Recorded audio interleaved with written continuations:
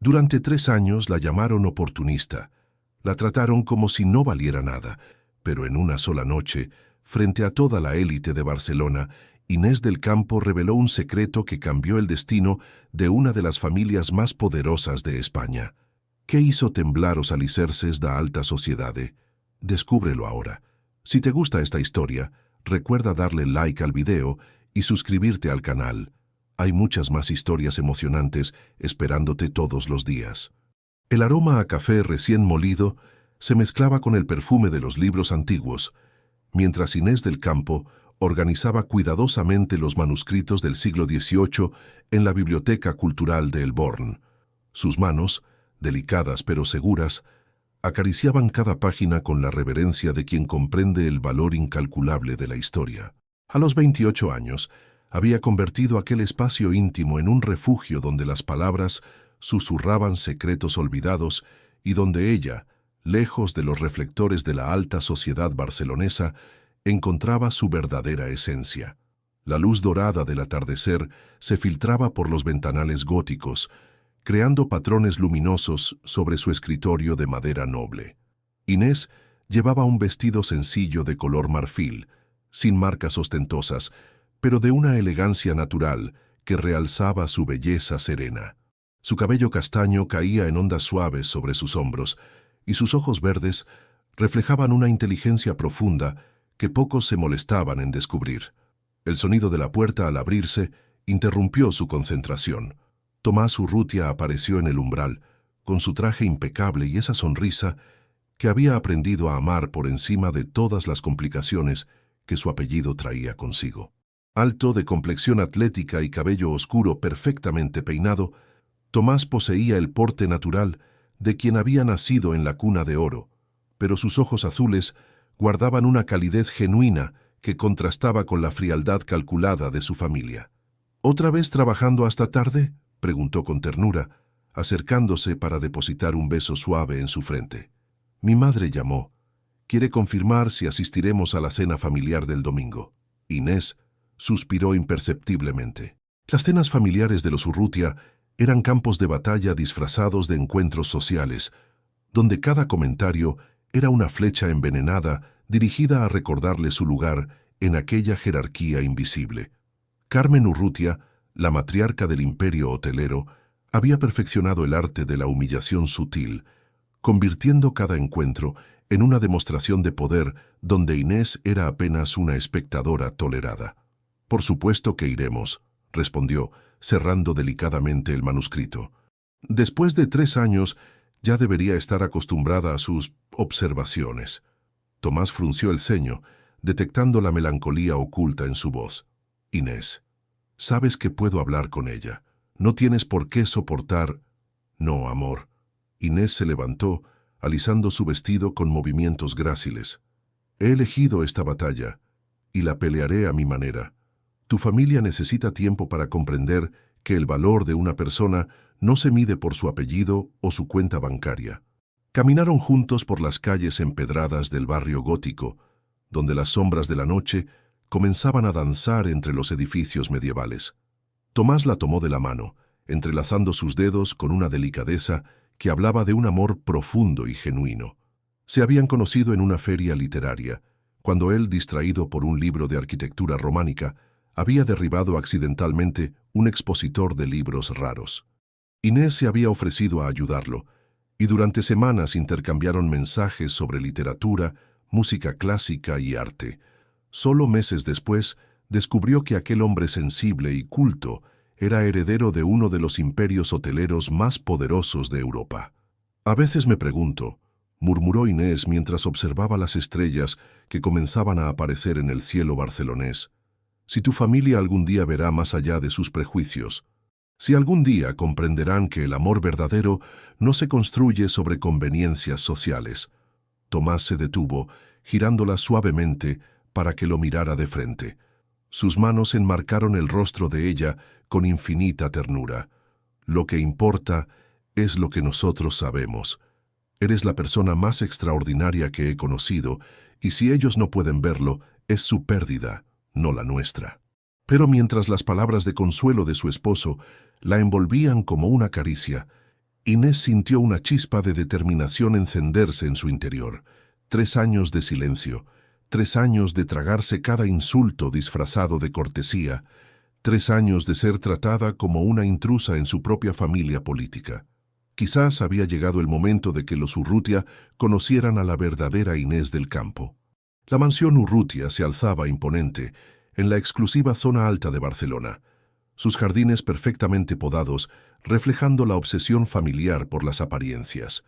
Cada domingo, sus salones de mármol y cristal se convertían en el escenario de un teatro cruel donde Inés interpretaba el papel de la nuera tolerada. Mientras atravesaba el vestíbulo principal, sus pasos resonaban sobre el suelo de mármol italiano, cada eco recordándole que pisaba territorio enemigo. Carmen Urrutia esperaba en el salón principal, una mujer de 60 años cuya elegancia había sido forjada en décadas de supremacía social. Su cabello plateado estaba peinado en un moño perfecto y sus joyas de familia brillaban como advertencias silenciosas de poder. A su lado Lucía Urrutia, de 32 años, exhibía la misma expresión de superioridad condescendiente que había heredado de su madre. Sus ojos grises recorrieron el vestido sencillo de Inés con el desdén de quien evalúa mercancía defectuosa. «Inés, querida», la voz de Carmen goteaba falsa dulzura. «Qué interesante elección de vestuario, tan auténtica». La palabra auténtica se deslizó por el aire como una serpiente, cargada de veneno apenas disimulado. Inés sonrió serenamente. Había aprendido a decodificar el lenguaje cifrado de los insultos aristocráticos. «Buenas tardes, Carmen». Lucía saludó con una educación impecable que contrastaba con la frialdad del recibimiento. Tomás apretó imperceptiblemente la mano de su esposa, un gesto de apoyo que no pasó desapercibido para las mujeres Urrutia. El patriarca de la familia, Eduardo Urrutia, se acercó desde su estudio con esa sonrisa diplomática que había perfeccionado en décadas de negocios internacionales. Un hombre de 65 años, de presencia imponente, que había construido su imperio hotelero con una mezcla de visión empresarial y ruthless pragmatismo. «Tomás, hijo». Su voz resonaba con autoridad patriarcal. «Necesito comentarte sobre la expansión a Londres. Los inversores británicos están muy interesados en nuestro concepto de hospitalidad mediterránea». Mientras padre e hijo se sumergían en conversaciones empresariales, Inés quedó a merced de Carmen y Lucía, quienes habían perfeccionado el arte de la tortura psicológica disfrazada de charla familiar. Se dirigieron al comedor, donde la mesa estaba dispuesta con cristalería de baccarat y vajilla de porcelana francesa, cada elemento gritando opulencia y exclusividad. «Inés», comenzó Lucía mientras se servía el aperitivo, «Elena de Montemayor me comentó que viste tu trabajo en esa bibliotequita de Elborn. Debe ser tan gratificante trabajar con personas normales».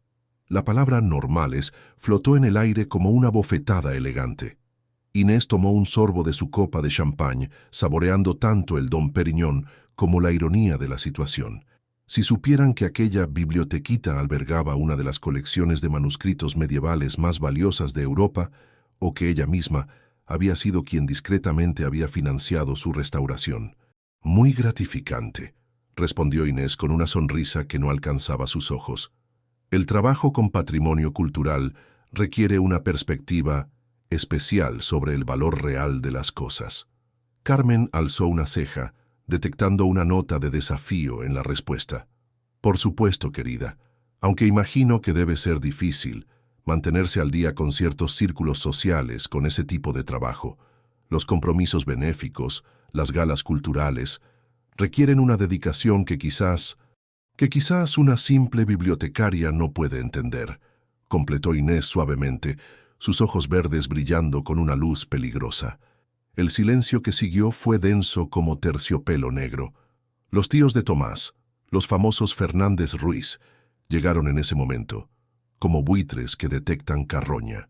Rafael Fernández Ruiz, un hombre corpulento con aire de importancia inflada, y su esposa Esperanza, una mujer que había convertido el chismorreo en arte aristocrático.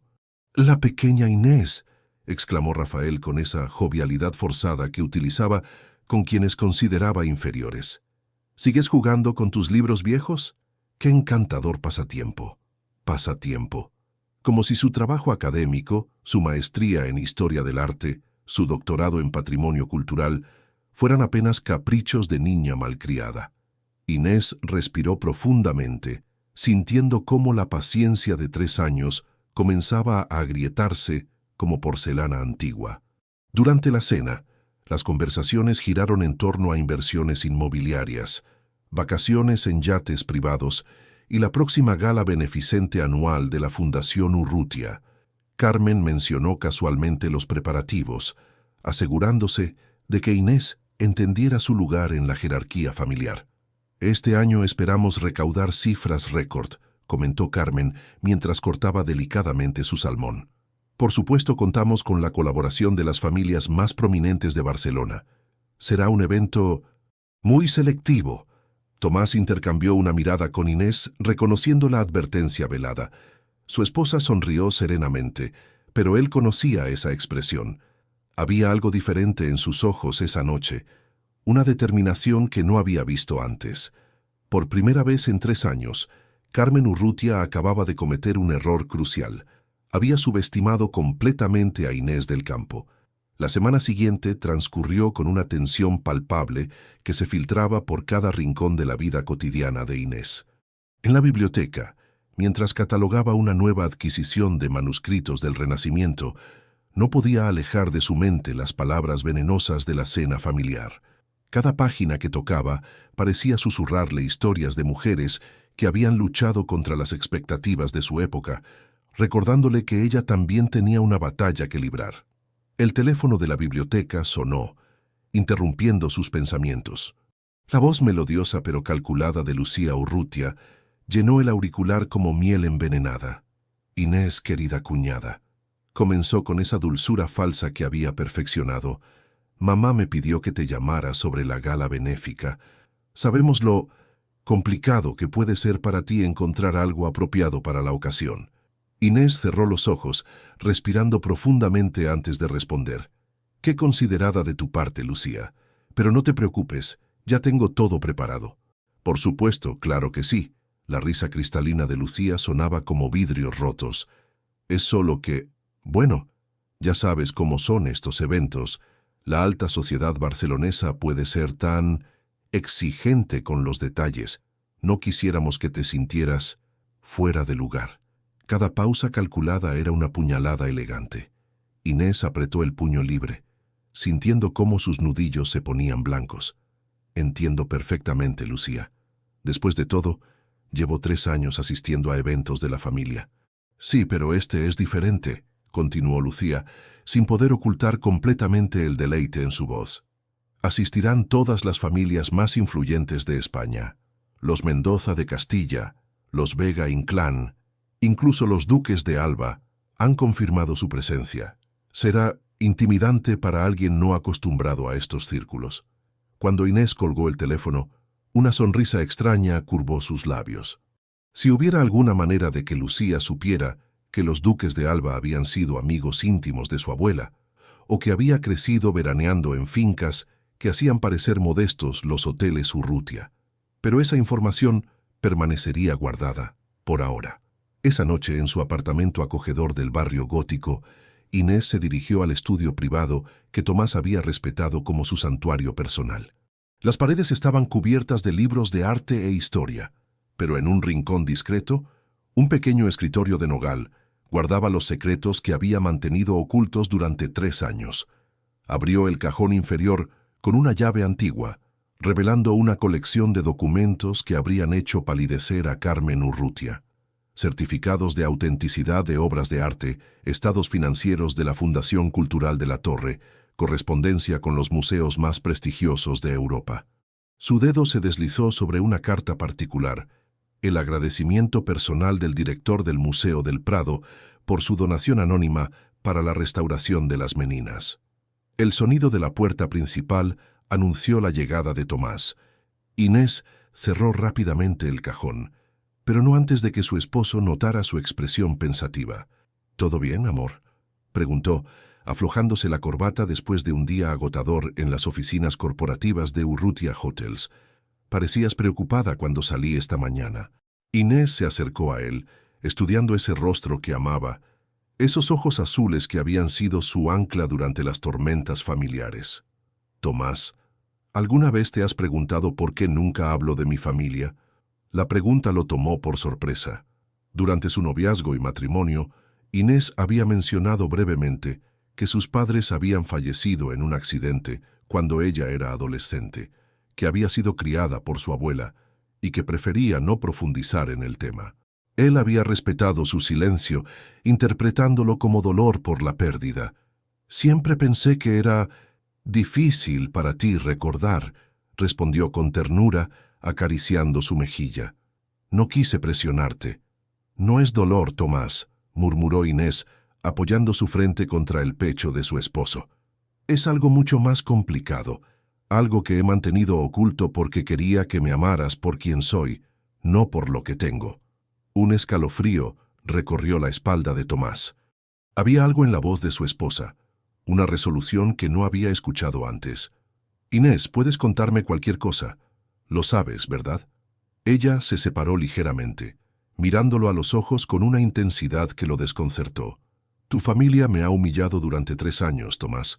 Me han tratado como una advenediza, una oportunista que se aprovechó de tu bondad. Han asumido que soy inferior a ellos porque trabajo en una biblioteca y no ostento un apellido reconocible. Mi amor, yo... No he terminado, lo interrumpió suavemente pero con firmeza. Durante este tiempo, he permitido sus insultos porque quería demostrar que el amor verdadero no se basa en conveniencias sociales o económicas, pero creo que ha llegado el momento de que conozcan quién soy realmente. Tomás sintió como el aire se espesaba entre ellos. ¿Qué quieres decir? Inés sonrió, y por primera vez en 3 años, esa sonrisa contenía algo que él no había visto antes. Poder. Quiero decir, querido esposo, que la gala benéfica de tu familia será muy diferente a lo que esperan. Es hora de que los Urrutia aprendan que no siempre tienen el control de la narrativa. Los días previos a la gala transcurrieron como una sinfonía de preparativos y tensiones no expresadas. Inés continuó con su rutina habitual en la biblioteca, pero había algo diferente en su comportamiento que no pasó desapercibido para sus colegas. María, la bibliotecaria auxiliar, notó cómo Inés pasaba horas al teléfono, manteniendo conversaciones en voz baja, siempre en un idioma que parecía mezclar español con términos técnicos de arte que ella no comprendía. ¿Está todo bien, Inés?, preguntó María una tarde, mientras organizaban los manuscritos del siglo XVI. Pareces diferente últimamente. Inés alzó la vista de un códice iluminado, sus ojos verdes reflejando una determinación que María nunca había visto antes. Solo estoy ordenando algunos asuntos pendientes, respondió con una sonrisa enigmática. A veces, María, los secretos que guardamos para proteger a otros terminan protegiéndonos a nosotros mismos. Mientras tanto, en la mansión Urrutia, Carmen y Lucía ultimaban los detalles de lo que consideraban sería su obra maestra de exhibición social. El gran salón del Hotel Mirador había sido transformado en un escenario de lujo obsceno. Arreglos florales de orquídeas importadas de Tailandia, cristalería de Waterford y una lista de invitados que leía como un directorio de la aristocracia europea. «Este año será perfecto», murmuró Carmen mientras revisaba los asientos asignados. «He colocado a Inés en la mesa auxiliar, con los cónyuges secundarios. Allí no podrá avergonzarnos con sus opiniones inapropiadas». Lucía rió con malicia, imaginando la humillación de su cuñada. «¿Viste el vestido que eligió? Lo compró en una boutique de Gracia, tan predecible. Al menos sabemos que no eclipsará a nadie importante».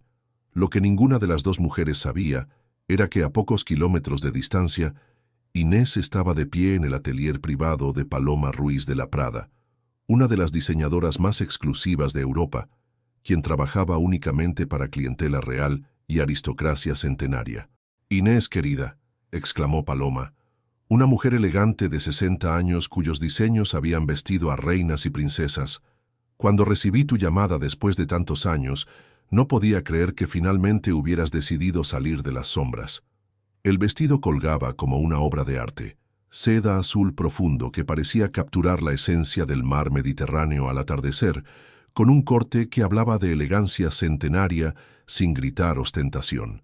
No había logos visibles, no había brillos excesivos, solo la perfección absoluta de la alta costura española.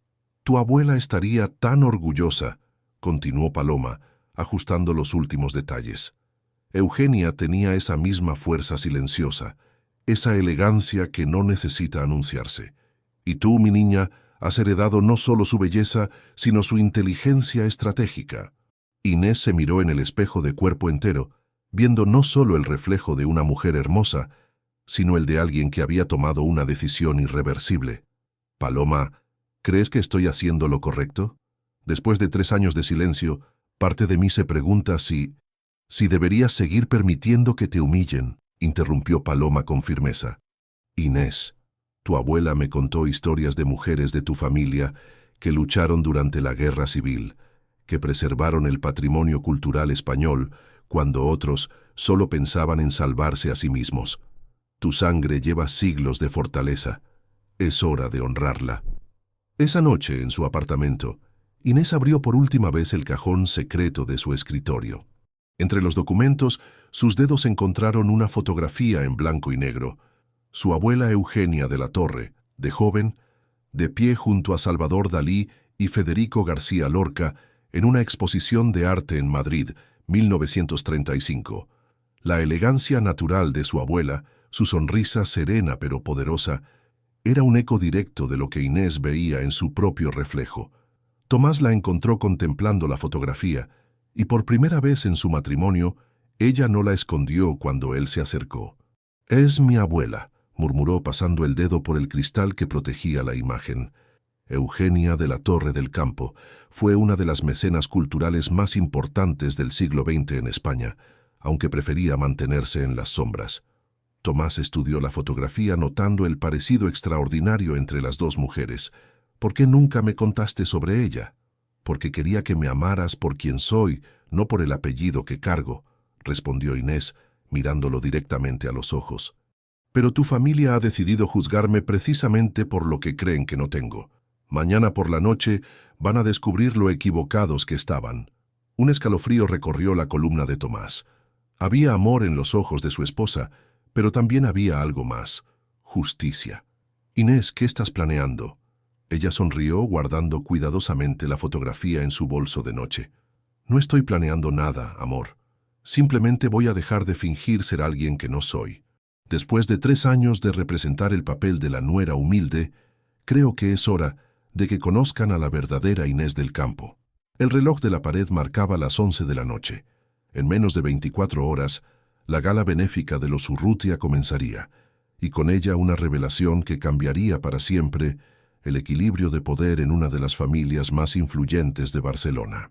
La mañana del día de la gala amaneció con un cielo despejado sobre Barcelona, como si el universo mismo hubiera decidido proporcionar el escenario perfecto para lo que estaba por suceder. Inés despertó temprano, sintiendo una serenidad extraña que contrastaba con la tormenta que se avecinaba. Tomás ya había partido hacia las oficinas corporativas para supervisar los últimos detalles del evento, dejándola sola con sus pensamientos y preparativos finales. En la biblioteca, la rutina matutina transcurrió con una normalidad aparente que no reflejaba la revolución interna que Inés experimentaba. Cada libro que tocaba, cada manuscrito que catalogaba, parecía susurrarle palabras de aliento de mujeres que habían luchado antes que ella. Mientras organizaba una exposición de cartas de escritoras del Siglo de Oro, una sonrisa misteriosa curvó sus labios al pensar en lo que sus antecesoras habrían opinado sobre su situación. El teléfono sonó a media mañana. La voz de Carmen Urrutia llenó el auricular con esa autoridad materna que había perfeccionado para controlar cada aspecto de la vida familiar. «Inés, querida», comenzó, sin molestarse en preguntar si interrumpía algo importante, «quería recordarte que esta noche los fotógrafos de Hola y Vanity Fair estarán presentes. Sé que no estás acostumbrada a este tipo de exposición, así que pensé que podrías mantenerte discreta durante las sesiones fotográficas principales». La sugerencia era tan sutil como un martillo. Inés cerró los ojos, respirando profundamente antes de responder. Por supuesto, Carmen, me mantendré exactamente donde debo estar. Perfecto. El alivio en la voz de Carmen era palpable. Y recuerda, durante el cóctel inicial, las conversaciones importantes estarán concentradas en el área VIP. Tú estarás más cómoda en la zona general, con las esposas de los empresarios menores. Cuando Carmen colgó, Inés permaneció unos momentos con el auricular en la mano, saboreando la ironía de la situación. Si Carmen supiera que 3 de los empresarios menores que habían confirmado asistencia eran, en realidad, administradores de las propiedades de la familia de la Torre y que habían recibido instrucciones específicas de Inés para esa noche. A las 2 de la tarde cerró la biblioteca más temprano de lo habitual. María la despidió con una sonrisa cariñosa, sin sospechar que presenciaba el final de una era. Que tengas una noche maravillosa, Inés. Te lo mereces después de todo tu trabajo duro. Todo mi trabajo duro, pensó Inés mientras caminaba por las calles del Born. Si María supiera que su trabajo duro incluía administrar discretamente una de las fortunas culturales más importantes de España mientras fingía ser una simple empleada de biblioteca. En su apartamento, los preparativos para la transformación comenzaron como un ritual sagrado. Primero, un baño con aceites esenciales de lavanda que su abuela había traído de Provenza décadas atrás. Después, el cuidado meticuloso de cada detalle, el peinado en un moño bajo que revelaba la elegancia natural de su cuello, el maquillaje sutil que realzaba sus facciones sin gritarlas, las uñas cuidadas con un esmalte discreto que costaba más que el sueldo mensual de muchos asistentes a la gala. El vestido de Paloma Ruiz de la Prada esperaba colgado como una promesa. Al deslizárselo, Inés sintió cómo la seda azul profundo se adaptaba a su cuerpo como una segunda piel, cada pliegue diseñado para moverse con la gracia natural que había heredado de generaciones de mujeres aristocráticas. No había logos, no había brillos ostentosos, solo la perfección absoluta de la alta costura española. Pero la verdadera transformación llegó con los accesorios. Del joyero de su abuela, sacó una pieza que había permanecido oculta durante 3 años, un brazalete de oro blanco y diamantes que había pertenecido a la colección personal de la reina Sofía, regalo de su bisabuelo al gobierno español y luego devuelto a la familia como reconocimiento por su contribución cultural durante la transición democrática.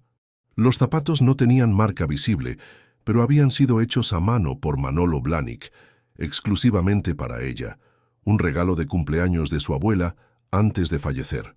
El bolso de noche, discreto pero impecable, contenía más que el maquillaje para retoques, contenía documentos que cambiarían para siempre la percepción que los Urrutia tenían de su nuera.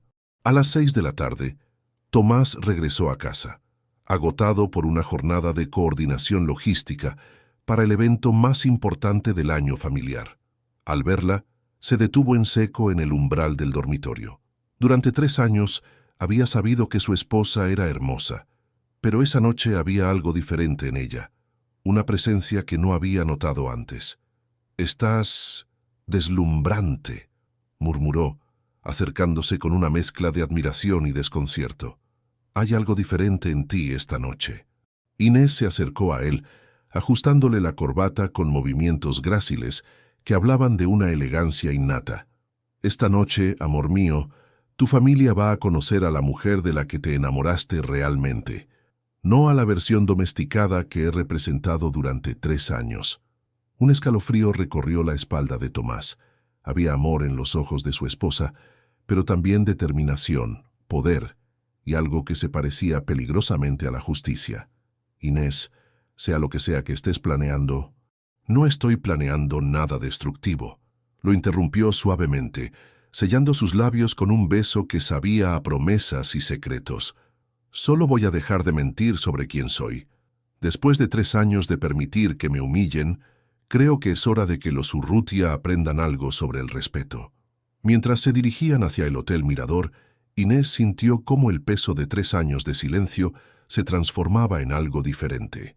Poder. Esa noche, La familia que había intentado hacerla sentir pequeña descubriría que habían cometido el error más grande de sus vidas al subestimar a Inés del Campo. El Hotel Mirador se alzaba contra el cielo barcelonés como un palacio de cristal y oro, sus ventanales iluminados proyectando destellos dorados sobre la ciudad. La terraza del último piso había sido transformada en un escenario de opulencia que quitaba el aliento. Miles de orquídeas blancas importadas creaban un jardín flotante, mientras que las mesas vestidas con mantelerías de seda italiana esperaban a sus ilustres comensales bajo un cielo estrellado que parecía diseñado especialmente para la ocasión. Inés y Tomás llegaron en el Mercedes negro de la familia, y ella notó inmediatamente cómo las miradas de los asistentes se posaron sobre ellos. Había algo diferente en la manera en que la observaban esa noche, como si percibieran un cambio sutil pero fundamental en su presencia. El vestido de seda azul profundo se movía con cada paso como agua líquida, y el brazalete de diamantes capturaba la luz de las arañas de cristal, enviando destellos que hablaban de historias ocultas. Carmen Urrutia los esperaba en la entrada principal, radiante en un vestido de tul negro que había costado más que el salario anual de 3 empleados, sus joyas familiares brillando como constelaciones de poder. A su lado, Lucía parecía una versión más joven y cruel de su madre, vestida de rosa pálido con una sonrisa que no alcanzaba sus ojos grises. Inés, querida, la voz de Carmen goteaba esa dulzura falsa que había perfeccionado. ¡Qué sorprendente elección de vestuario! Casi pareces diferente esta noche. La palabra diferente flotó en el aire como una interrogación. Por primera vez en 3 años, Carmen había detectado algo en su nuera que no podía categorizar fácilmente. Una elegancia que no provenía de marcas ostentosas, sino de algo mucho más profundo y peligroso. Clase genuina. «Buenas noches, Carmen, Lucía», saludó Inés con una sonrisa serena que contenía secretos. «Es una noche hermosa para celebrar las sorpresas que la vida nos depara». Mientras Eduardo Urrutia se acercaba para saludar a su hijo, Inés observó discretamente el salón principal. Sus ojos, entrenados en el mundo del arte, catalogaron automáticamente cada detalle. La cristalería de Waterford, que había pertenecido a la Casa Real Británica. Los arreglos florales, diseñados por Preston Bailey, el mismo que había decorado bodas de millonarios americanos. Las obras de arte cuidadosamente seleccionadas para impresionar a los invitados. Lo que los Urrutia no sabían era que 3 de esas obras habían sido prestadas discretamente por la Fundación Cultural de la Torre, a petición personal de Inés. Era una ironía deliciosa. Carmen estaba presumiendo ante sus invitados con arte que técnicamente pertenecía a su propia nuera. Inés, la voz áspera de Rafael Fernández Ruiz, interrumpió sus observaciones. «Veo que te has esforzado especialmente esta noche. Ese vestido parece costoso para alguien con tu presupuesto». El comentario fue lanzado como una flecha envenenada, diseñado para recordarle su lugar en la jerarquía familiar.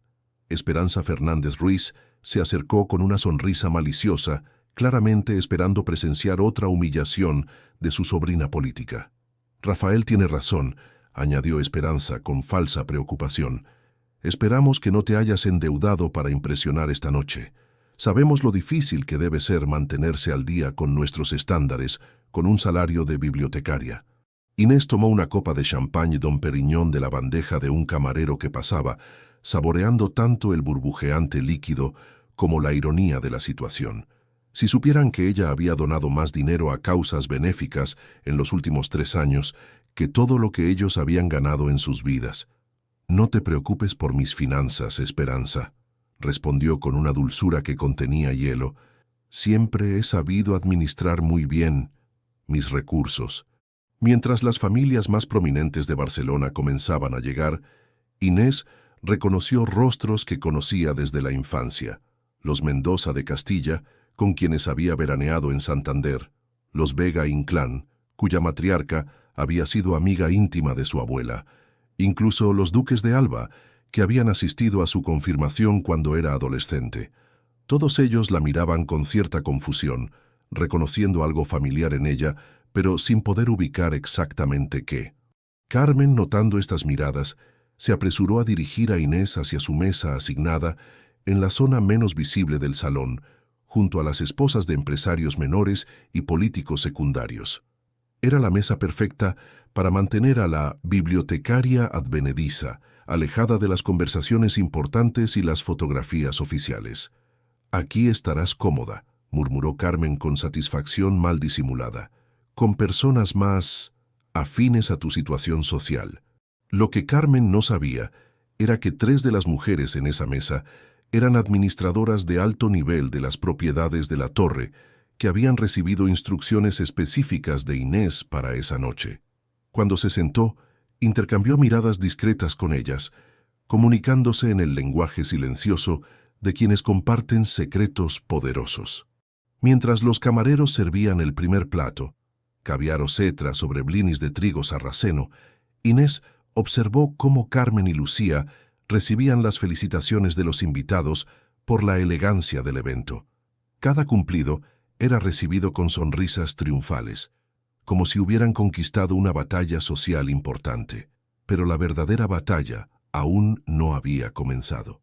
Inés sabía que el momento crucial llegaría durante el tradicional discurso benéfico, cuando Carmen anunciaría las donaciones del año y revelaría la identidad del misterioso benefactor anónimo que había sostenido la Fundación Urrutia durante los últimos años.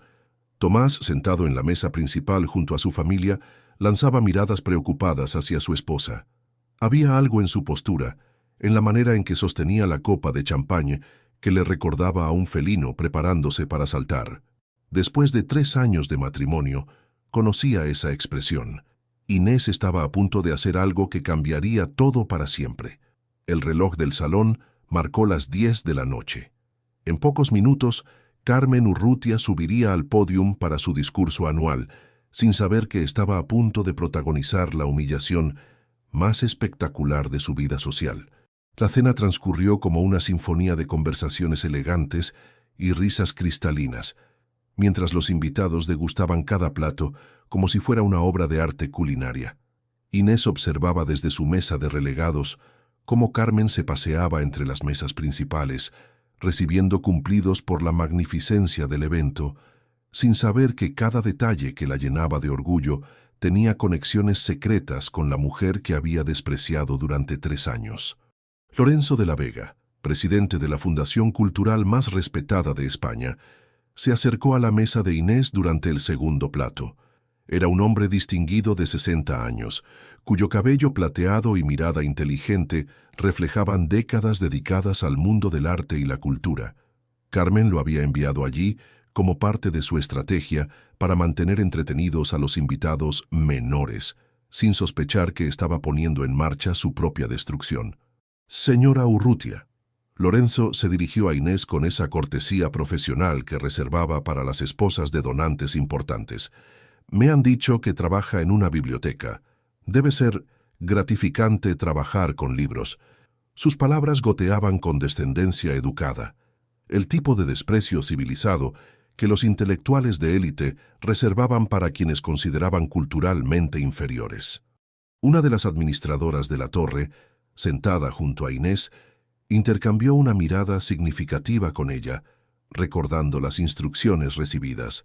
«Muy gratificante», respondió Inés con una sonrisa que no alcanzaba sus ojos verdes, especialmente cuando se trabaja con patrimonio cultural que requiere una perspectiva especial sobre el valor real de las cosas. Lorenzo asintió distraídamente, ya perdiendo el interés. «Por supuesto.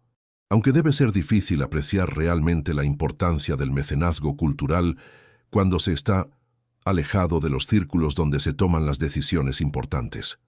El insulto era elegante pero letal. Inés tomó un sorbo de su copa de vino Chateau Margaux 1990, saboreando tanto el líquido excepcional como la ironía de la situación. Si Lorenzo supiera que había estado correspondiendo con él durante 2 años sobre donaciones anónimas, que había financiado 3 de sus exposiciones más exitosas, que su abuela había sido su mentora en los primeros años de su carrera. «Tiene razón», murmuró Inés, sus ojos brillando con una luz peligrosa. La distancia puede ofrecer perspectivas muy reveladoras. Mientras Lorenzo se retiraba para unirse a las conversaciones importantes de las mesas principales, Inés notó cómo las miradas de algunos invitados comenzaban a posarse sobre ella con mayor frecuencia. El brazalete de diamantes que rodeaba su muñeca había comenzado a generar susurros discretos entre las damas más conocedoras de joyas históricas. La duquesa de Alba, una mujer elegante de 70 años cuya memoria para las joyas aristocráticas era legendaria, se acercó durante el postre con una expresión de curiosidad mal disimulada. «Disculpe, querida». Su voz aristocrática cortaba el aire como cristal fino. «¿Podría ver más de cerca esa pulsera? Me resulta extraordinariamente familiar». Inés extendió su muñeca con gracia natural, permitiendo que la duquesa examinara la pieza.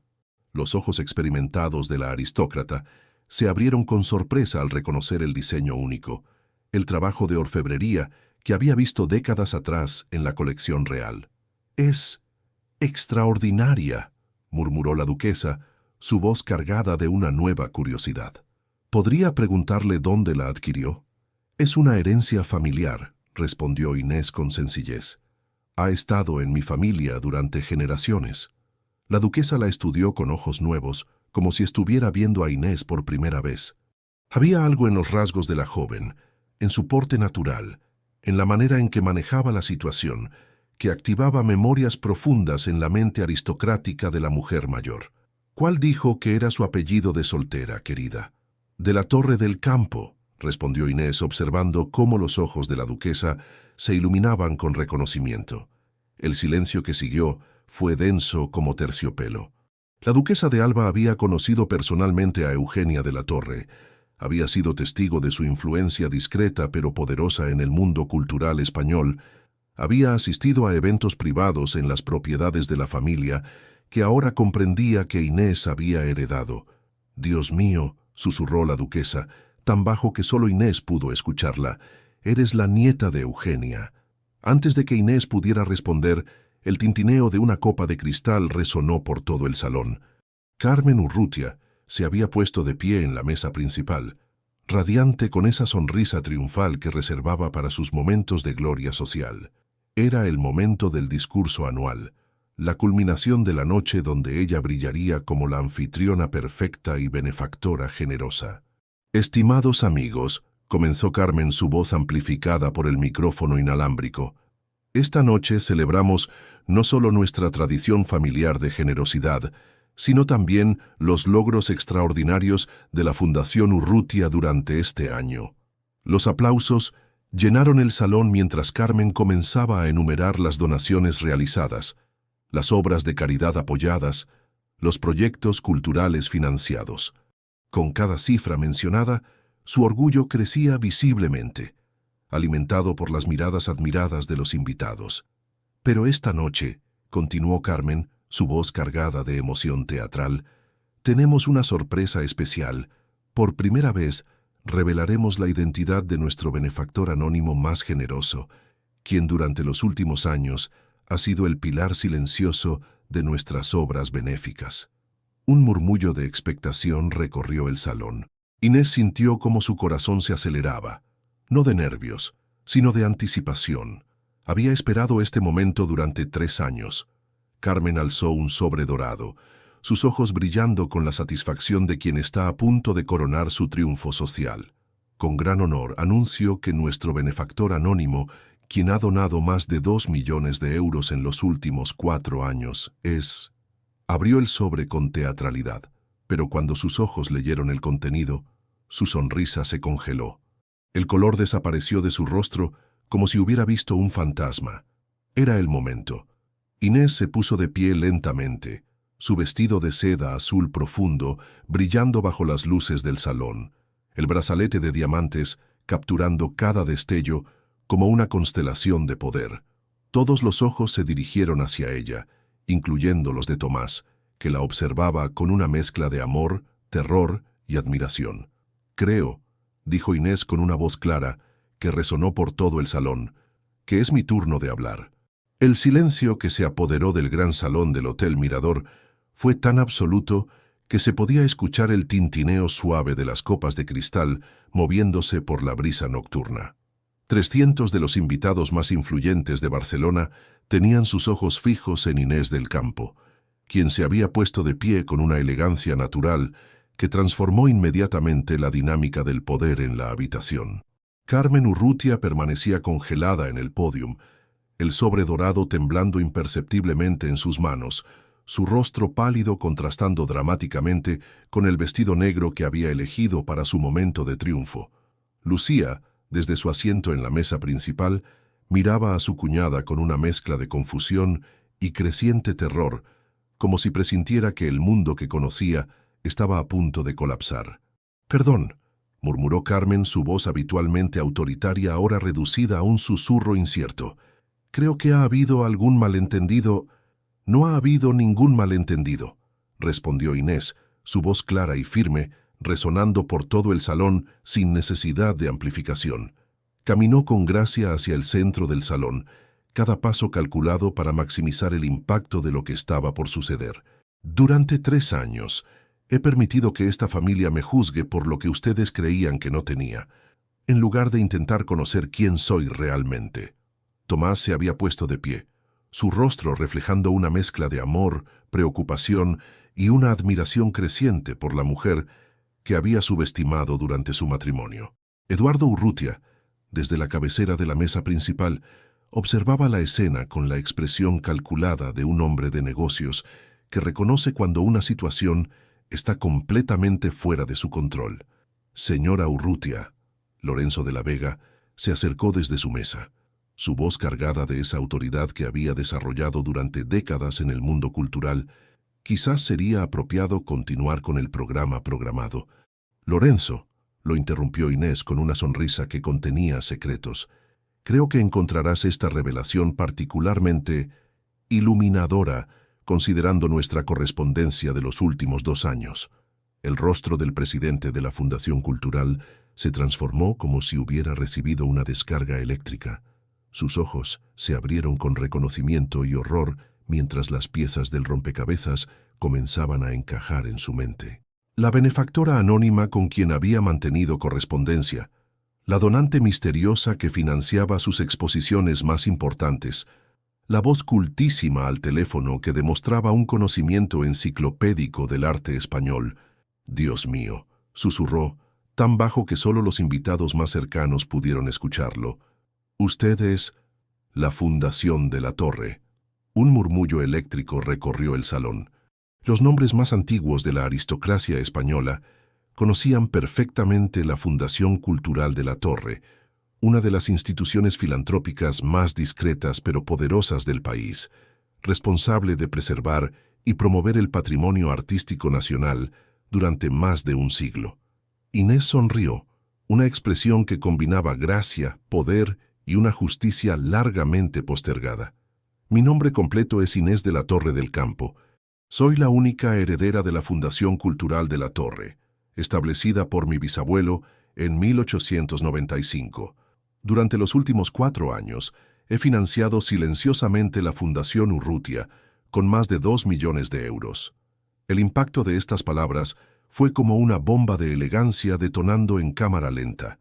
Carmen dejó caer el sobre dorado, que flotó hasta el suelo como una hoja de otoño. Lucía se había puesto pálida como su vestido rosa, su boca abierta en una expresión de shock absoluto. Los tíos Fernández Ruiz parecían haber sido convertidos en estatuas de sal. «Pero eso no es todo», continuó Inés, su voz adquiriendo una fuerza que hizo que incluso los camareros se detuvieran para escuchar. «Durante 3 años ustedes me han llamado la bibliotecaria, como si fuera un insulto. Me han tratado como si fuera una advenediza que se aprovechó de la bondad de Tomás. Me han humillado en cada cena familiar, en cada evento social, en cada oportunidad que han tenido». Se movió hacia el centro del salón, donde la luz de las arañas de cristal la bañaba como un foco natural. Lo que nunca se molestaron en averiguar es que mi trabajo en la biblioteca de El Born no es por necesidad económica, sino por pasión. Esa bibliotequita, como la llamó Lucía, alberga una de las colecciones de manuscritos medievales más valiosas de Europa, donada y mantenida por mi familia durante generaciones. La duquesa de Alba se había puesto de pie, sus ojos brillando con emoción y reconocimiento. Eugenia de la Torre era tu abuela. No fue una pregunta, sino una afirmación cargada de reverencia. Fue una de las mujeres más extraordinarias que he conocido. Una visionaria que preservó el patrimonio cultural español cuando otros solo pensaban en beneficios personales. Mi abuela, confirmó Inés tocando suavemente el brazalete de diamantes que rodeaba su muñeca, me enseñó que el verdadero poder no está en la ostentación, sino en la influencia silenciosa. Me enseñó que el valor de una persona se mide por sus acciones, no por sus apellidos. Y durante 3 años he aplicado esas lecciones mientras ustedes me juzgaban por criterios superficiales. Carmen intentó recuperar el control de la situación, acercándose al micrófono con movimientos que traicionaban su desesperación. Inés, querida, si hubiéramos sabido, ¿habrían sabido qué? La voz de Inés cortó el aire como una espada de seda. ¿Habrían sabido tratarme con respeto? ¿Habrían sabido valorar el carácter por encima del patrimonio? Porque ese era precisamente el punto, Carmen. Quería que me amaran por quien soy, no por lo que tengo. Se dirigió hacia Tomás, quien la observaba con una mezcla de orgullo y arrepentimiento que amenazaba con derramar lágrimas de sus ojos azules. Mi esposo se enamoró de una curadora de biblioteca que organizaba libros en una feria literaria. No del apellido de la Torre, no de la fortuna familiar, no de las conexiones aristocráticas. De mí, de la mujer que soy cuando nadie está mirando. Tomó la mano de su esposo, entrelazando sus dedos con una delicadeza que contrastaba con la revolución que acababa de desencadenar. Pero ustedes, su mirada recorrió la mesa principal donde los Urrutia permanecían en shock, decidieron juzgarme por lo que creían que no tenía. Y eso, querida familia, ha sido su error más grande. El salón había quedado en un silencio tan profundo que el sonido de las olas del Mediterráneo, habitualmente imperceptible desde la terraza del Hotel Mirador, ahora resonaba como un coro de testigos silenciosos. Inés permanecía en el centro del salón, irradiando una serenidad poderosa que transformaba cada segundo de silencio en una eternidad de justicia poética. Carmen Urrutia, la mujer que durante décadas había dominado los salones aristocráticos de Barcelona con su autoridad incuestionable, parecía haberse encogido físicamente. Sus manos temblaban imperceptiblemente mientras sostenía el micrófono, como si fuera un objeto extraño que no comprendiera cómo usar. Inés, comenzó con una voz que había perdido toda su arrogancia habitual, nosotros, si hubiéramos sabido tu verdadera identidad. Ahí está el problema, Carmen, interrumpió Inés con una dulzura que contenía siglos de educación aristocrática. Ustedes nunca preguntaron cuál era mi verdadera identidad. Se conformaron con sus suposiciones, con sus prejuicios, con la versión de mí que encajaba en su narrativa de superioridad. Se dirigió hacia la mesa principal, donde Lucía parecía haber perdido la capacidad de hablar. Lucía, durante 3 años me has preguntado dónde compro mi ropa, sugiriendo que mis vestidos eran de tiendas populares. Esta noche llevo un diseño exclusivo de Paloma Ruiz de la Prada, la misma diseñadora que viste a la familia real. ¿La diferencia? Mis vestidos no necesitan gritar su valor porque mi elegancia no depende de etiquetas. Lorenzo de la Vega se acercó con pasos inciertos, su rostro reflejando una mezcla de vergüenza y reverencia. Señorita de la Torre. Perdón, señora Urrutia. Durante 2 años he correspondido con usted sobre donaciones culturales sin saber. Su abuela Eugenia fue mi mentora cuando era joven. Ella me enseñó todo sobre mecenazgo cultural. Lo sé, Lorenzo, respondió Inés con una sonrisa que contenía perdón y poder a partes iguales. Eugenia me habló de usted muchas veces. Me enseñó que el verdadero mecenazgo se hace en silencio, sin buscar reconocimiento personal.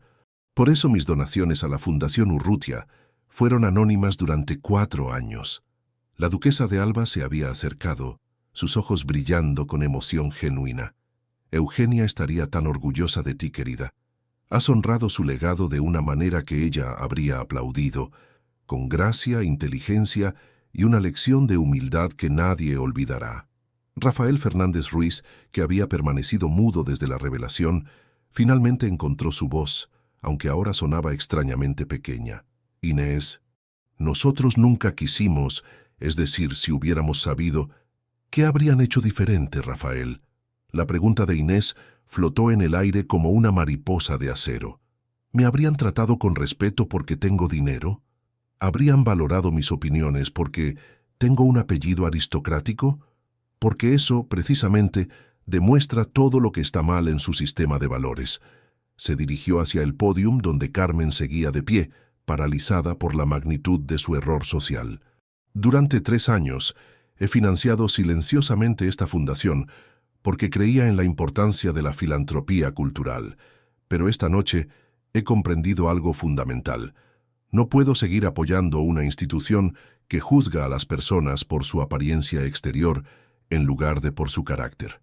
Tomó el micrófono de las manos temblorosas de Carmen con una delicadeza que hizo que el gesto pareciera natural, no una usurpación del poder. Por lo tanto, anuncio oficialmente que retiro todo mi apoyo financiero a la Fundación Urrutia. Los fondos que habían sido destinados para el próximo año serán redirigidos a instituciones que valoren el mérito por encima de los prejuicios. Un murmullo recorrió el salón, pero no era de desaprobación hacia Inés, sino de comprensión y, en muchos casos, de admiración. Los invitados más perspicaces reconocían que acababan de presenciar una lección magistral sobre dignidad y justicia social. Tomás se acercó a su esposa, tomando su mano libre con una mezcla de amor, orgullo y arrepentimiento que iluminaba su rostro. Inés, su voz se quebró ligeramente.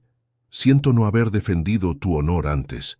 Siento haber permitido que mi familia te tratara así. Esta noche me has mostrado lo que significa tener verdadera fortaleza. Inés lo miró con ojos que brillaban de amor y perdón. No necesitabas defenderme, amor mío. Necesitaba demostrarme a mí misma que podía pelear mis propias batallas. Y necesitaba que tu familia aprendiera una lección que solo podía enseñar de esta manera. Se dirigió una vez más al salón, su voz clara y firme resonando con autoridad natural.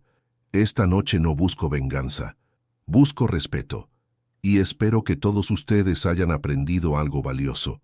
El verdadero valor de una persona no se mide por lo que tiene, sino por lo que es. Con estas palabras, Inés del Campo había transformado su humillación de 3 años en una victoria que resonaría en los círculos sociales de Barcelona durante décadas. El impacto de la revelación de Inés se propagó por el salón como ondas en un estanque cristalino. Los invitados más influyentes de Barcelona comenzaron a acercarse a ella, no ya como la esposa tolerada de Tomás Urrutia, sino como la heredera de una de las familias más respetadas de la aristocracia cultural española. La transformación en su tratamiento fue tan dramática como reveladora de la superficialidad que había denunciado. Carmen Urrutia había descendido del pódium con movimientos mecánicos, como una autómata cuyo programa hubiera sido alterado irreversiblemente. Se acercó a Inés con pasos inciertos, su rostro reflejando una mezcla de vergüenza, desesperación y algo que se parecía peligrosamente al pánico financiero. Inés, querida, su voz había perdido toda pretensión de autoridad. Por favor, debe haber algún malentendido. La Fundación Urrutia ha dependido de... Es decir, no podemos simplemente... ¿No pueden qué, Carmen? La pregunta de Inés fue formulada con una serenidad que hacía que cada palabra resonara como una campana de cristal. ¿No pueden funcionar sin el dinero de la mujer a quien han despreciado durante 3 años? ¿No pueden mantener su prestigio social sin el apoyo de la bibliotecaria advenediza? Eduardo Urrutia, quien había permanecido calculadamente silencioso durante toda la revelación, finalmente se acercó con esa expresión diplomática que había perfeccionado en décadas de negociaciones empresariales complejas. Era un hombre acostumbrado a resolver crisis financieras, pero nunca había enfrentado una crisis moral de esta magnitud. Inés, comenzó con voz controlada, como cabeza de esta familia, debo disculparme por cualquier malentendido que haya ocurrido. Estoy seguro de que podemos llegar a un acuerdo que beneficie a todos. Eduardo, lo interrumpió Inés con una sonrisa que contenía siglos de educación aristocrática. No es un malentendido lo que ha ocurrido aquí. Es el resultado natural de un sistema de valores fundamentalmente corrupto. Durante 3 años, su familia me ha juzgado por lo que creían que no tenía, en lugar de valorar lo que realmente soy.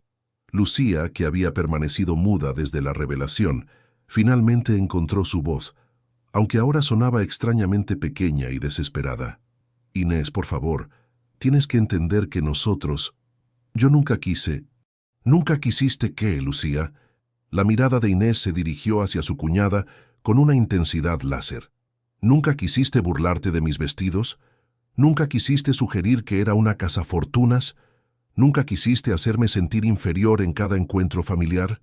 Lorenzo de la Vega se acercó con expresión contrita, sus manos temblando ligeramente mientras extendía una tarjeta de presentación hacia Inés. Señorita de la Torre, he sido un completo idiota. Su abuela Eugenia me enseñó a valorar el carácter por encima de las apariencias, y yo he fallado miserablemente en aplicar sus enseñanzas. Si me permite, me gustaría discutir cómo podríamos colaborar en el futuro. Lorenzo, respondió Inés, con una gracia que hacía que su poder fuera aún más evidente. Aprecio su honestidad, pero esta noche ha demostrado que incluso los intelectuales supuestamente cultos pueden ser víctimas de los mismos prejuicios sociales que critican en teoría.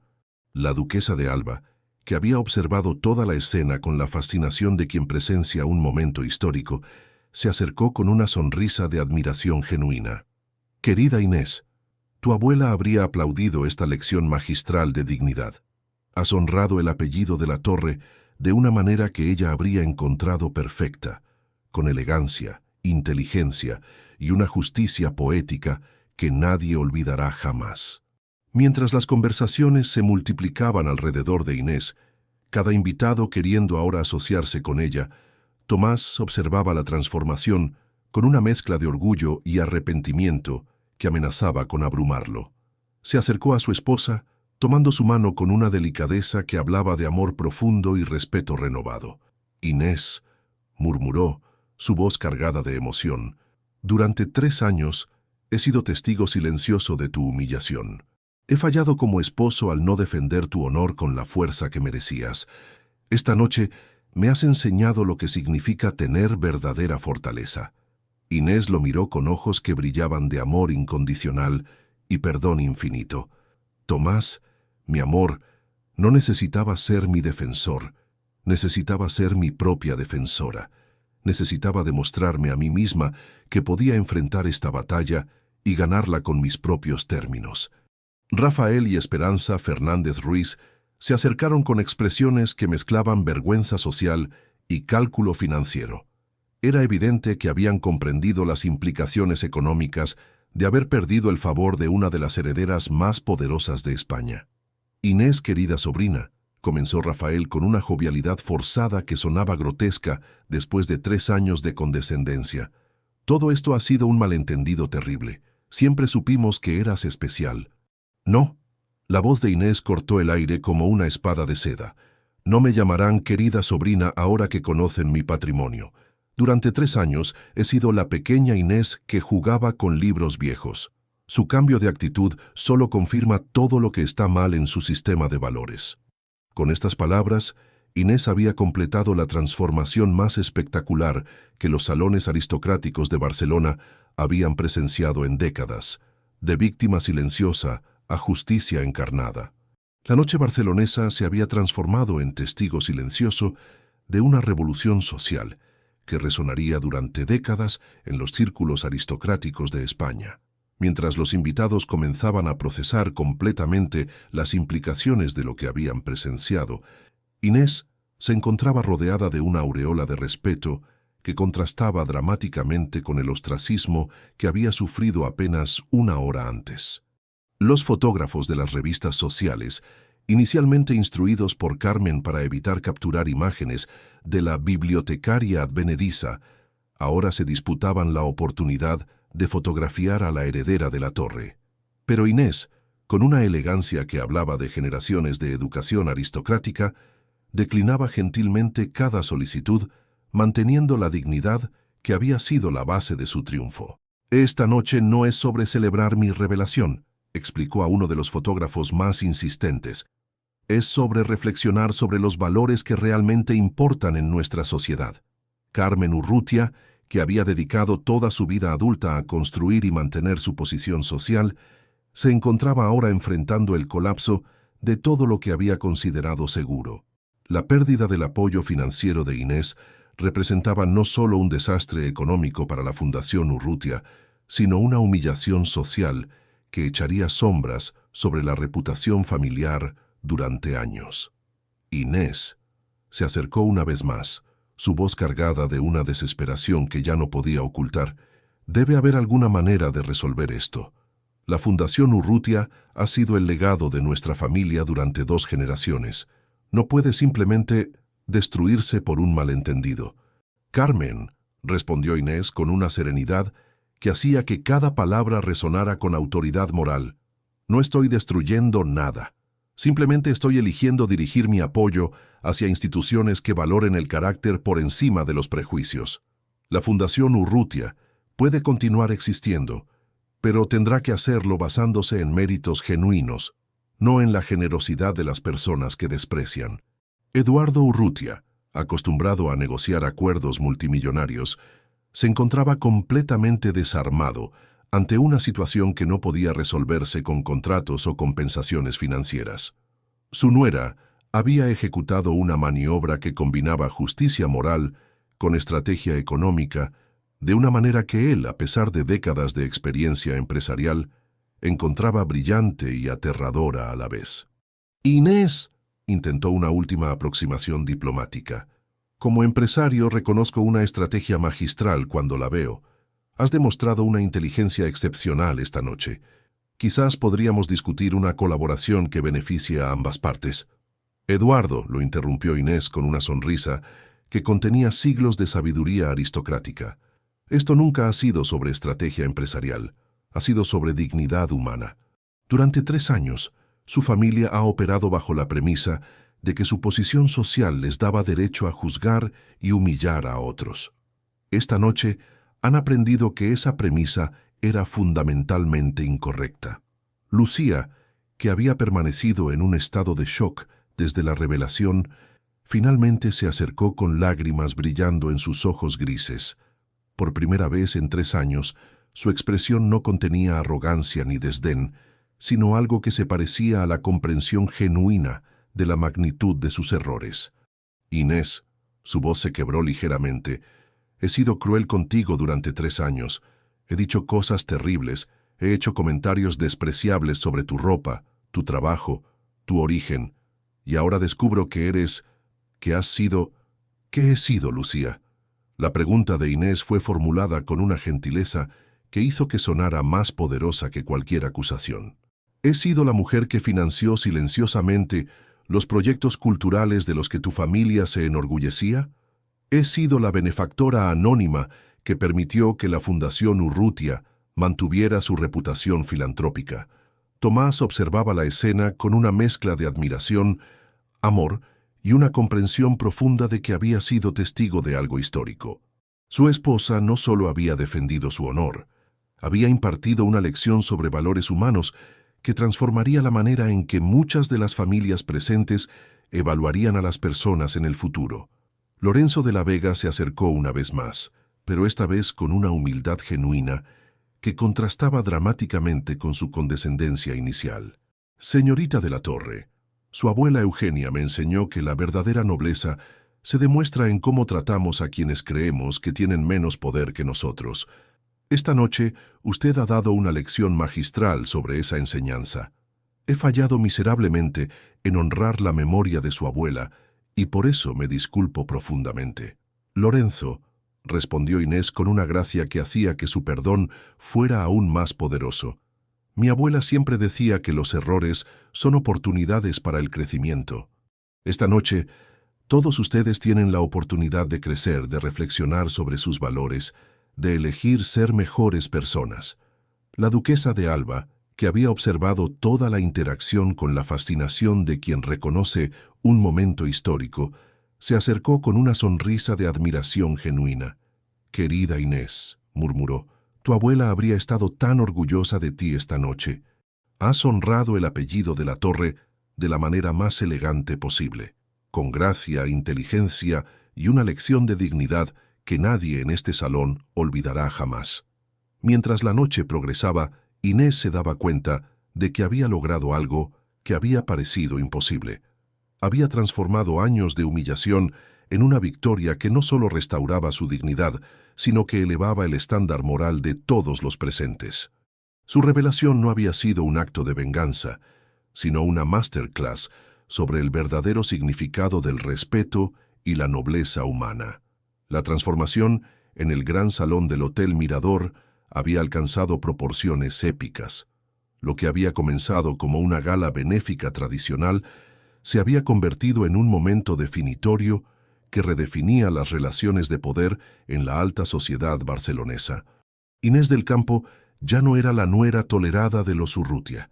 Se había transformado en la figura central de la noche, irradiando una autoridad moral que hacía que incluso los aristócratas más experimentados la trataran con una deferencia genuina. Los susurros que recorrían el salón ya no eran de condescendencia hacia la bibliotecaria advenediza, sino de admiración hacia una mujer que había ejecutado la lección de dignidad más elegante que Barcelona había presenciado en décadas. Las damas más influyentes se acercaban para presentar sus respetos, no ya por obligación social, sino por reconocimiento auténtico de su clase y poder. Señora Urrutia, se acercó la condesa de Montemayor, una mujer cuya aprobación social había sido considerada crucial durante décadas. Debo confesarle que su presentación de esta noche ha sido extraordinaria. Raramente he visto una demostración tan elegante de fortaleza personal. Inés recibió el cumplido con la gracia natural que había heredado de generaciones de mujeres aristocráticas. Condesa, aprecio sus palabras, pero esta noche no ha sido sobre demostrar fortaleza. Ha sido sobre recordar que el respeto mutuo debería ser la base de todas las relaciones humanas, independientemente de las diferencias aparentes de estatus social. Carmen Urrutia, que había pasado la última hora en un estado de shock que alternaba entre la negación y la desesperación, hizo un último intento desesperado por recuperar algo de control sobre la situación. Se acercó a Inés con una sonrisa forzada que no lograba ocultar su pánico interno. Inés, querida, comenzó con una voz que intentaba recapturar su autoridad maternal habitual. Creo que todos hemos aprendido algo valioso esta noche. Quizás podríamos considerar esto como un nuevo comienzo para nuestra familia. Un malentendido que, ahora aclarado, puede convertirse en la base de una relación más sólida. Carmen, la interrumpió Inés, con una suavidad que hacía que sus palabras fueran aún más devastadoras. No ha habido ningún malentendido. Ha habido 3 años de juicios deliberados, humillaciones calculadas y desprecio sistemático. Lo que ha ocurrido esta noche no es la aclaración de una confusión, sino la revelación de un patrón de comportamiento que refleja valores fundamentalmente problemáticos. Eduardo Urrutia, reconociendo que su esposa estaba agravando la situación con cada palabra, se acercó con esa expresión controlada que había perfeccionado en situaciones de crisis empresarial. Era un hombre acostumbrado a salvar negocios de la bancarrota, pero nunca había enfrentado una bancarrota moral de esta magnitud. Inés intentó una aproximación más directa. Como cabeza de esta familia, asumo la responsabilidad total por cualquier falta de respeto que hayas experimentado. Estoy preparado para hacer cualquier compensación que consideres apropiada. Eduardo, respondió Inés con una elegancia que hacía que su poder fuera innegable. No se trata de compensaciones monetarias, se trata de un reconocimiento fundamental de que durante 3 años han operado bajo premisas moralmente incorrectas. El dinero no puede comprar respeto retroactivo, y las disculpas motivadas por conveniencia económica no tienen valor real. Tomás, que había observado toda la interacción con una mezcla de orgullo, amor y una comprensión profunda de que estaba casado con una mujer extraordinaria, se acercó a su esposa con una expresión que combinaba admiración y arrepentimiento. Inés, murmuró, tomando su mano con una delicadeza que hablaba de amor renovado. Esta noche me has enseñado algo que nunca olvidaré. Me has mostrado que el verdadero valor de una persona no se mide por su capacidad de tolerar la injusticia, sino por su capacidad de enfrentarla con dignidad y transformarla en justicia. Los ojos de Inés se suavizaron al mirar a su esposo, reflejando el amor incondicional que había sido su ancla durante 3 años de tormentas familiares. Tomás, mi amor, esta noche no ha sido sobre demostrar mi valor. Ha sido sobre establecer límites saludables y enseñar a tu familia que el respeto no es opcional en las relaciones humanas. Lucía, que había permanecido en un estado de introspección dolorosa desde la revelación, finalmente se acercó con lágrimas genuinas brillando en sus ojos.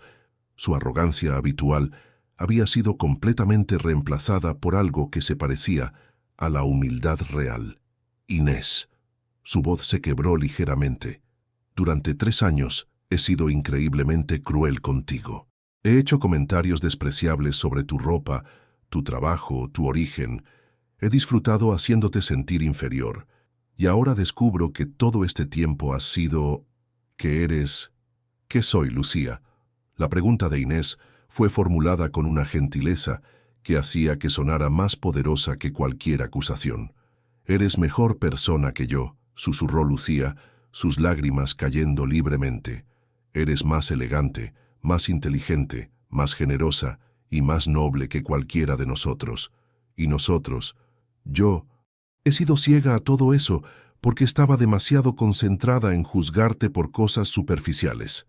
Inés se acercó a su cuñada y en un gesto que sorprendió a todos los presentes, le ofreció un abrazo que hablaba de perdón genuino. «Lucía, mi abuela siempre decía que los errores son oportunidades para el crecimiento. Esta noche, todos ustedes tienen la oportunidad de elegir ser mejores personas». Mientras el abrazo se prolongaba, el salón completo parecía suspirar colectivamente, reconociendo que habían presenciado no solo una lección de justicia, sino también una demostración de gracia que transformaría para siempre su comprensión del verdadero significado de la nobleza. El abrazo entre Inés y Lucía se había convertido en el símbolo visual de una transformación que trascendía las diferencias familiares y se extendía hacia una comprensión más profunda sobre el valor humano. Los invitados más perspicaces reconocían que estaban presenciando no solo la resolución de un conflicto familiar, sino una lección magistral sobre perdón, dignidad y el poder transformador de la gracia bajo presión. Cuando las hermanas políticas se separaron, Lucía tenía los ojos enrojecidos pero brillantes de algo que no había mostrado en años. Humildad genuina. «Inés», murmuró con voz temblorosa, «¿podrás alguna vez perdonarme completamente? ¿Podemos intentar construir una relación real basada en quien realmente eres?» «Lucía», respondió Inés con una sonrisa que irradiaba calidez auténtica. «El perdón no es algo que se gana, es algo que se ofrece. Y sí, podemos construir algo nuevo, pero debe basarse en respeto mutuo, no en mi apellido o mi patrimonio». Carmen Urrutia, que había observado este intercambio con una mezcla de alivio y terror continuo por las implicaciones financieras de la situación, se acercó con pasos inciertos. Su rostro reflejaba una lucha interna entre su orgullo herido y la comprensión de que necesitaba el perdón de Inés para preservar cualquier vestigio del legado familiar. «Inés», comenzó con una voz que había perdido toda pretensión de autoridad, «yo, durante 50 años he creído que entendía cómo funcionaba nuestro mundo social. He juzgado a las personas por sus apellidos, sus conexiones, su ostentación visible. Esta noche me has enseñado que estaba fundamentalmente equivocada». Se detuvo respirando profundamente antes de continuar. «No puedo deshacer 3 años de comportamiento despreciable, pero puedo reconocer que has mostrado más clase, más elegancia y más nobleza genuina que cualquiera de nosotros. Si me permites, me gustaría aprender de ti cómo ser una mejor persona».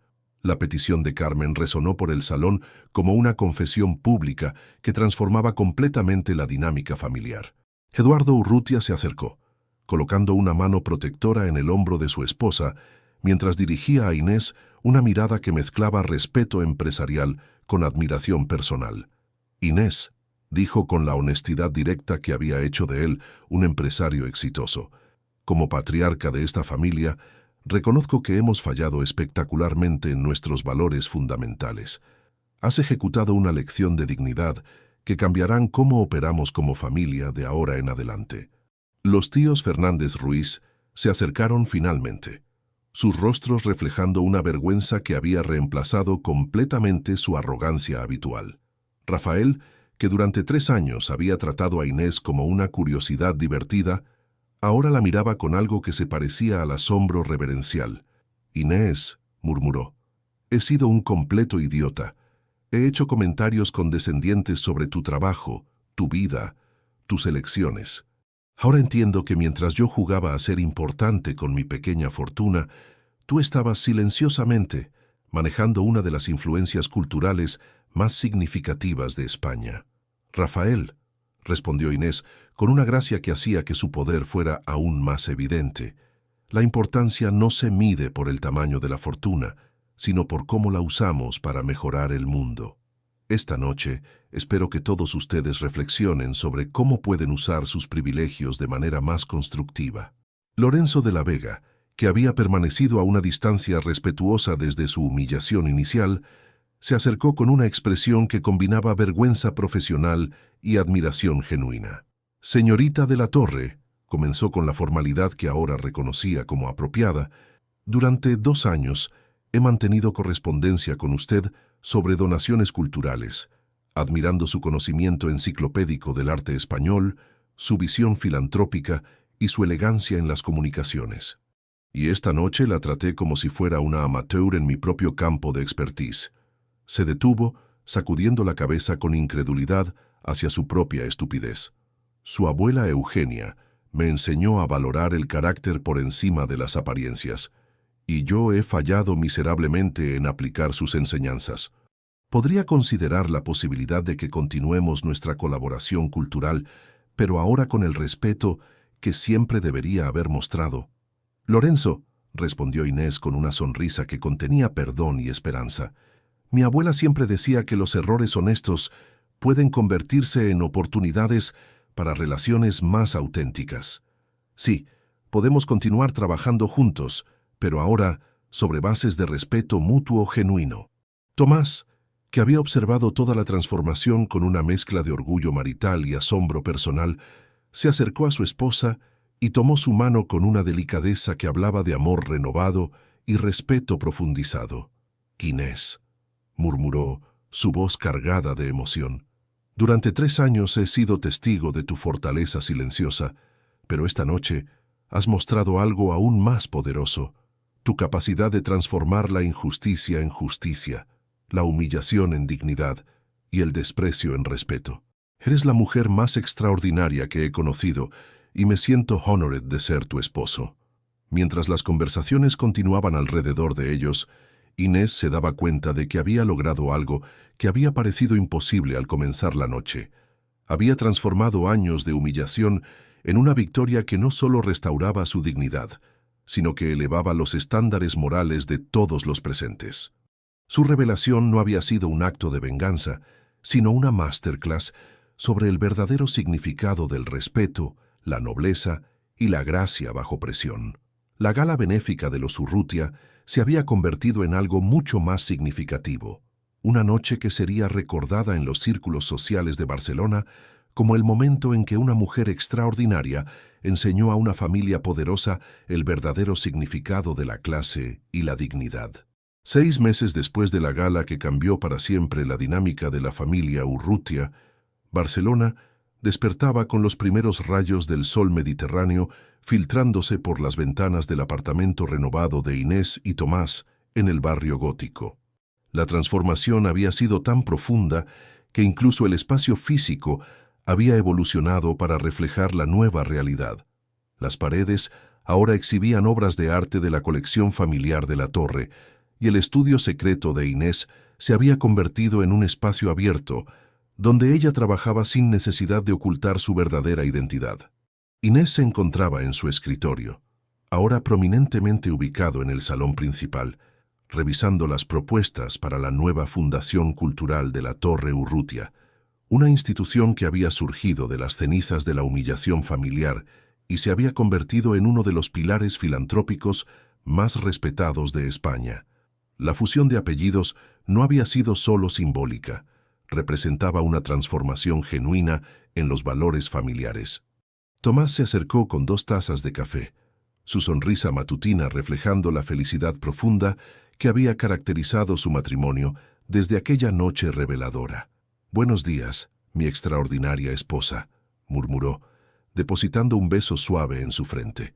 «¿Cómo va la selección de proyectos culturales para este trimestre?» «Estamos financiando iniciativas increíbles», respondió Inés, señalando los documentos esparcidos sobre su escritorio.